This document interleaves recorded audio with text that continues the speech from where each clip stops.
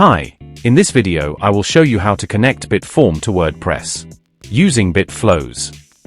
BitFlows is an advanced automation plugin for WordPress. It helps you create complex workflows and integrate various apps seamlessly. I have already installed the BitFlows plugin on our site. Now, go to the Flows page. Click on the Create Flow button. Enter a name for your flow, and then click on the Create button. Now click Select an app, and search BitForm as a trigger. Click on Submit Success. Select your form. Now click on the Listen Response button, and go to the form. Fill out the form.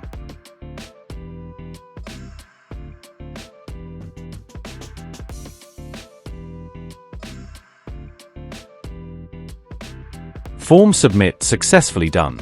Now go to BitFlows dashboard. The form data will be available in captured response. Now close the Trigger tab. Click the plus icon.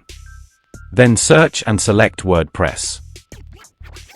Create new user as an action. Select user role.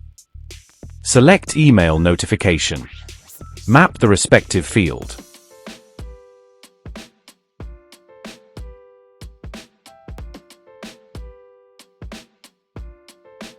Close it.